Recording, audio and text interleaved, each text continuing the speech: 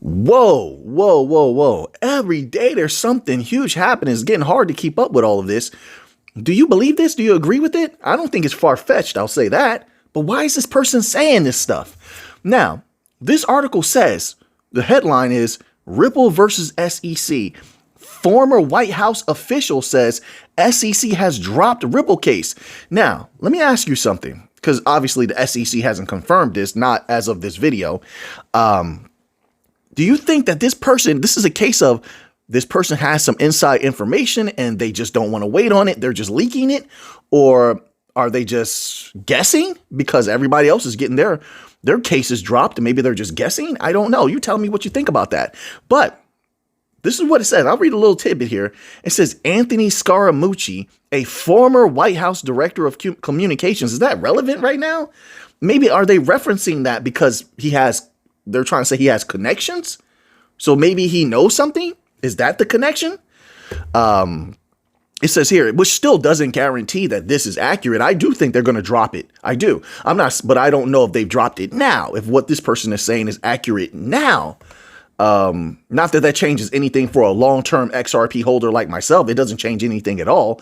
It may just speed up the timeline. Maybe I start thinking a little bit more seriously about catalysts that are going to pop out next 2 to 3 weeks. Yeah, sure. I think it may have an effect in that way. It says he suggests that the SEC has dropped its case against Ripple. Scaramucci made this bold assertion during a recent Wolf of All Streets podcast interview. And that's the thing. Listen, and that's the other thing. Why now? Why say that now? Does he know something? Did he hear something? Sometimes people feed you information for you to put it out, right? Did someone do this with him? And I say that because Scaramucci has been into a lot of cryptos he backs. I remember once he was a very firm supporter of Algorand and a few other cryptos. And I haven't heard him has he even spoken on XRP heavily before? I don't remember him speaking on XRP before, but I don't keep up with everything that this individual talks about. I haven't heard from this individual in quite some time. So I don't know. It's just interesting. Why speak on XRP in particular? Why not Solana? Isn't this individual a supporter of Solana also? I don't know. Don't quote me on that. Could this be the truth and they're going to come out with it very, very soon? You tell me. If they do, whoa. Everything will change overnight. It's as simple as that. Everything. What is Ripple going to do? Why are they taking certain actions right now? We're going to get to a little bit of Ripple news later. Don't worry about it. Let me slide this article back. Bear with me one moment because I want to get to a little bit more Ripple news. I had a Cardano news next, but we're not going to do that. Oh, actually we are. This article is titled Cardano founder endorses ADA and XRP as safe blue chip cryptos. He says Solana is mid. Of course, listen, Hoskinson has always had a little bit of tension with Solana. I believe it's something like the founder of Solana as well as Hoskinson were originally both creators of Ethereum. They were involved in that process with, what's the guy from Ethereum? I can't remember his name, but the man who runs Ethereum. Those three were the big three that created Ethereum. And then once they parted ways, like I said, Hoskinson is competitive. It doesn't mean that those other cryptos are actually mid or bad, but if you're not on his team, he's not rooting for you. He's rooting for Cardano. And you might say to yourself, well, what about XRP? They're the same team now. Cardano is working with Ripple. Hoskinson is working with Garlinghouse. They have a thing they're doing together. They're the same team now. That's it. And it's only going to grow into the future. That's why he's on board with XRP. And, and Ripple is not saying anything crazy about Cardano anymore, or if they ever did.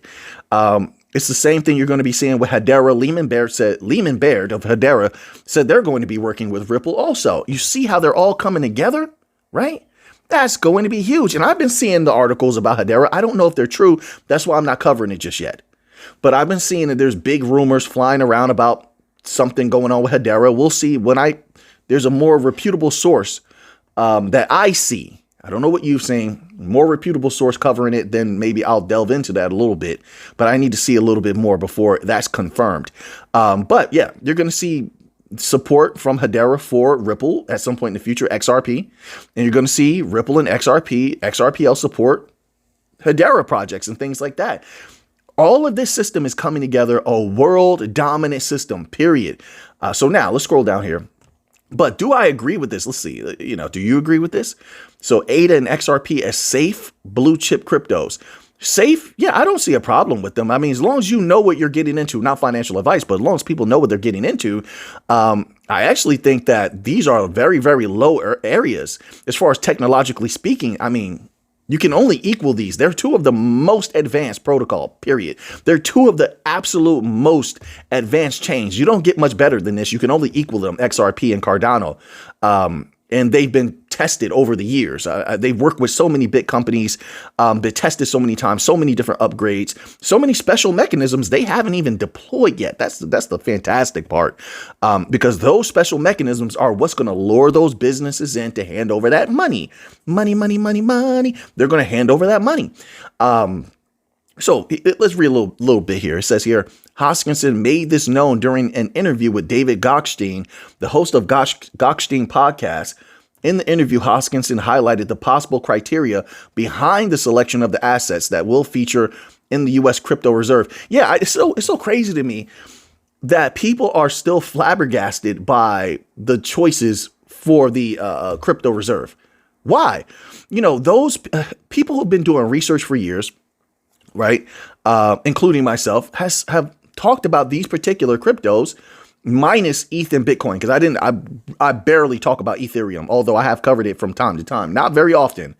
And I've covered Bitcoin for maybe like 2 years now, but I didn't cover it heavily before that. It was strictly bank coins, but XRP, Solana, things like that, Hedera, these are some OG coins.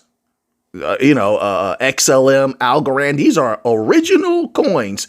People, not only myself, but a lot of other crypto people have said are the top of the top, the best of the best. So let's say you're any government, not just United States government. Why would you not want those?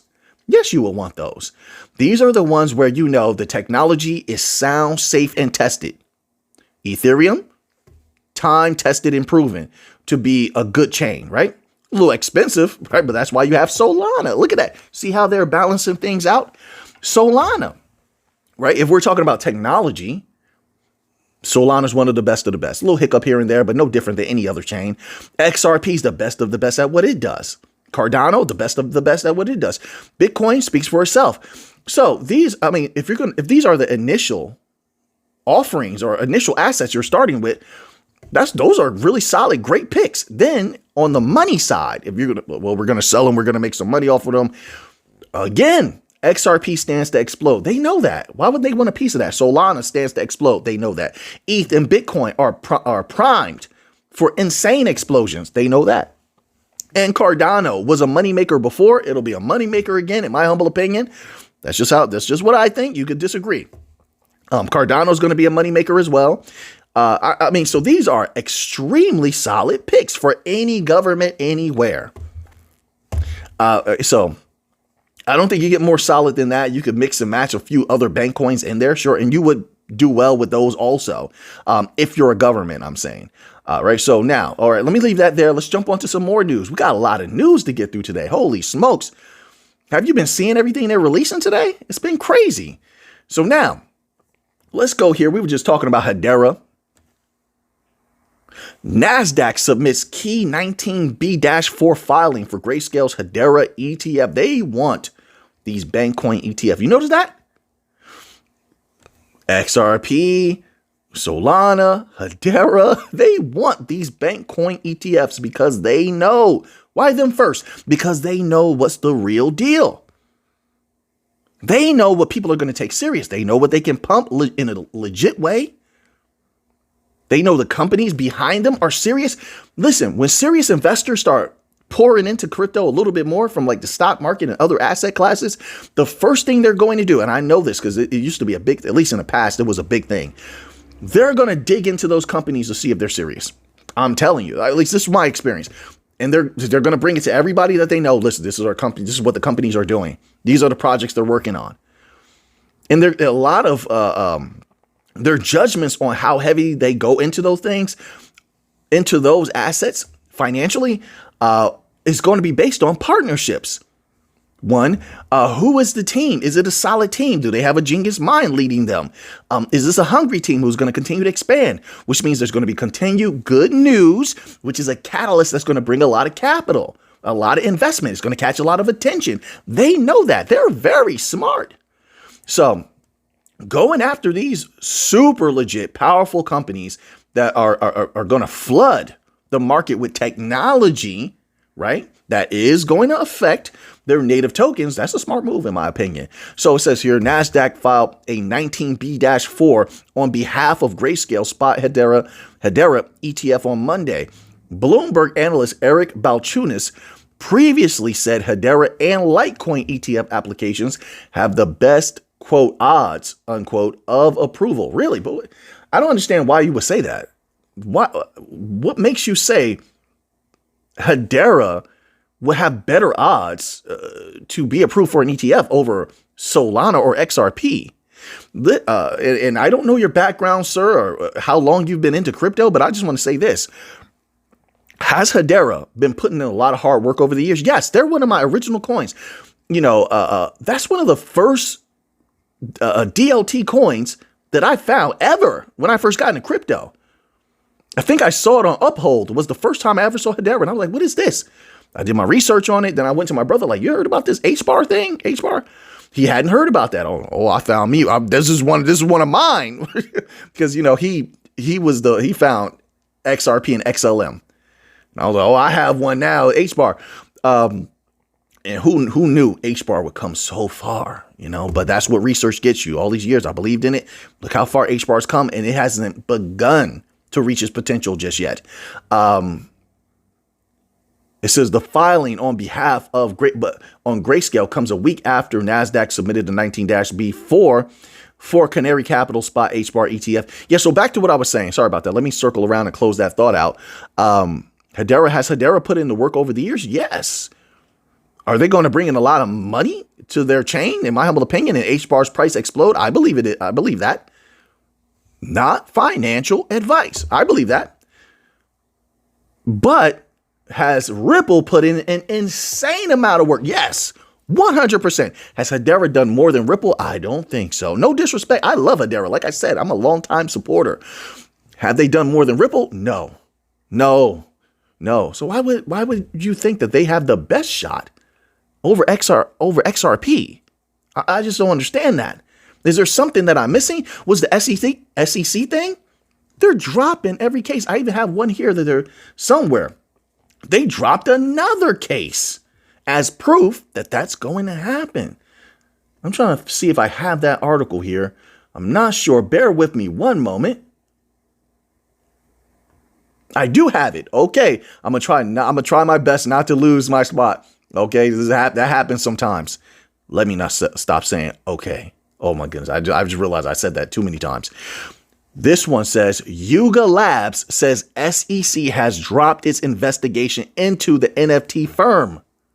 They dropped another one. That's another reason why I don't think it's far-fetched that maybe, just maybe, this individual, Anthony Scaramucci, actually may have heard that behind the scenes from someone who's an inside source, that they may have dropped the Ripple case. I don't think it's far-fetched considering everything that's going on.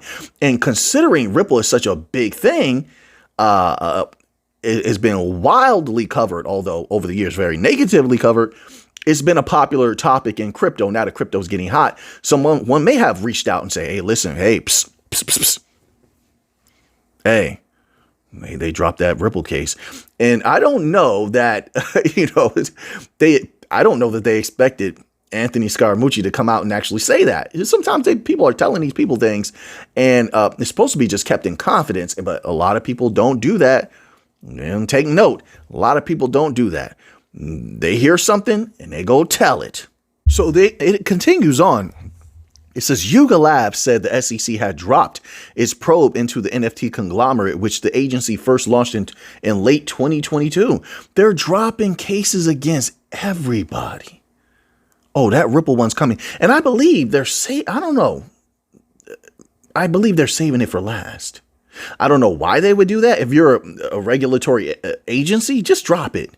You're dropping everything else. Some of these were major cases. Just make the announcement. But some like to be more dramatic. Maybe they want the people to feel as though this is, hey, look, we're doing something great for you. Here's your victory. We're going to hand it to you last. Save the best for last. We dropped all of them. You see what we're doing? Here you go. Here's this big one. Maybe they're doing that. You know, the new energy of the United States seems to want to be very spectacular in what they do. You know, but maybe that's what's going on here. And then they put here, quote, NFTs are not securities, unquote. It added. I mean, just it's so baffling how everything's just flipping around. Now all of these experts are saying the opposite to what the others were saying for so many years, trying to convince the people of these things. And once again, like I said, look at the conditioning. Now, apply that type of conditioning to when they flip the energy when it comes to the push in the media. Just think about it. Look at how hard they pushed the negative outlook on crypto for all of those years, right? Clear manipulation, right? Money going into pockets. But what happens when they reverse that? And now they're pushing it in a positive way. That has yet to be seen. I'm telling you right now, when everything's in the clear, that's when you're going to see a mega push. We've seen trickles here and there. They're just testing the waters. Just to see how people react, I believe, and just to get people prepped. You know, they're starting that light conditioning, but it has been nothing super heavy. So now let's go here. Let's go to a little bit of Bitcoin news before it gets too late into the video. We have to keep up what's going on with the big dog Bitcoin. I'm not worried about Bitcoin whatsoever. I foresaw these types of activities coming, volatility, maybe a little stagnation point, things like that, right? But here once again, the positive catalyst remain, right? Is that what you're seeing? Because maybe you see something different, but the positive catalysts remain. You're going to have one or two or three negative catalysts, maybe shake things up a little bit. No big deal, because once again, the positive catalysts outweigh the negative. That doesn't mean that the effects are not going to be felt. It just means that depending on which ones are stronger, negative or positive, the duration of that particular catalyst, that's what we can anticipate. Okay, so if it's a light negative catalyst, maybe the duration of how long things stay down is not going to be that long.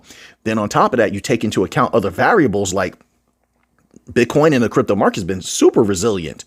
That's a great sign. And on top of that, they had a little pop in price that other day. That's what was interesting and important about that. Not that the price just went up and we hope that it stays up. Sure, we hope that. But the fact that it did pop off of retail, that shows that retail's a little bit hungrier than normal. Does it not? A little bit hungrier than normal. That's a good thing. So now, if we had that little pop to the green, a little rise in price to the green the other day, of course, things went back down since then what did I say? What does that say about the possibilities of what can happen in the future when you have that type of retail activity, which is going to bring more, right? Word of mouth and hunger. And now crypto is becoming popular. It's becoming legit. People are learning about that little by little, day by day. New people are coming into crypto. We even see it on the channel, everybody's channels. We see a lot of new people. Combine that with the businesses who haven't even, the majority of businesses are not even in yet. So you're going to have all of these large businesses. We're talking about a huge amount of money. And on top of that, the banks, right? I'm separating the two, small, medium-sized businesses with all the B2B stuff like that. Then we're talking about the banks, their activity. Oh, they're going to go heavy. Look, if you don't think so, I'm telling you now, look at the activities with gold, silver. They need something new, something meteoric. I'm telling you right now, this is why. And they want to, that's another thing, that volatility. The price is going to go up dramatically, but that volatility is going to be there because the banks are going to sell, period. They're going to hold some. If they treat it like gold, they're going to hold some, then they'll sell a little bit every once in a while, buy back in. That's what's going to prop that price up. You want the banks to get involved with every single top crypto. So we already know they're going to be involved with XRP, all the bank coins, XRP, Solana, Chainlink, XLM, Algorand. We know they're going to be involved with them. Hedera, XDC. We know that. But with Bitcoin and Ethereum, now, here's the thing. Of course, they're going to get involved with Bitcoin heavily. I think that's going to make that Bitcoin price go absolutely insane. But let me throw Ethereum in there. You know, I really don't talk about Ethereum a lot, but here's the thing. I saw something recently, folks, and I'm telling you, I don't know if it's going to be significant, but it could be. It could be. Let me adjust the camera a little bit. Try not to mess it up. It could be significant. Now, when I first started covering the bank coins, we had a competitor for... They definitely were trying to compete with us. They were trying to compete with Ripple and XRP and Volante Tech and Stellar and they were trying, and Algorand. They were called, I believe, Consensus, right? Consensus were going to the banks and they were trying to build CBDCs on Ethereum. Now, they had a few hiccups in the beginning, all right? I think one or two projects may have had, I know one of them for sure had something go wrong, and they had to pull out. And then one of them, I think, got replaced. The one in Africa, if I'm correct, don't quote me on that, but I believe it was in Africa. And they brought R3 in to really make everything better. Then the SEC went after Consensus, and I hadn't heard a lot from them since that time. I'm assuming, and I could be wrong, that they slowed down their work. Now, if that is the case, and I could be wrong, maybe they didn't slow down their work. I just haven't been hearing about it. That's possible. But if the SEC dropped a case against Consensus, which is what I believe I saw in the article over the last 3 days, what if they come back? What if they come back and they actually get a few banks, right? What if they bring a few banks to Ethereum? And I mean, how does that affect Ethereum? That could be super bullish, right? You don't think so? And what's wild about that is not a lot of people covered that article. It was like I saw one article about the case getting dropped against Consensus or whatever the SEC was doing against them, and I didn't see anything else. What?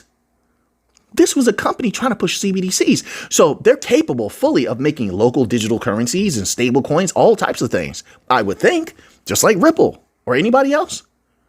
And here's the other thing about that. Back then, they had major connections. So, like I said, I'm not heavy into Ethereum, like researching it. I hold 0 Ethereum. But if I were a person who was into Ethereum, I would look into that. I definitely would, because that could be a major catalyst, right? So, like I talk a lot about Bitcoin because I want to make a lot of money off of Bitcoin. But at the same time, I'm like, well, Ethereum is there. And I do have these thoughts. I saw this little bit. I'm not sure how that plays into things, but I'm telling you that's exciting. That is exciting. So we'll see what happens, folks. I hope you're all doing well out there. So now that you have that information, what are you going to do with it? I know what I'm going to do with it. So until next time, everybody, let's get to the Monday.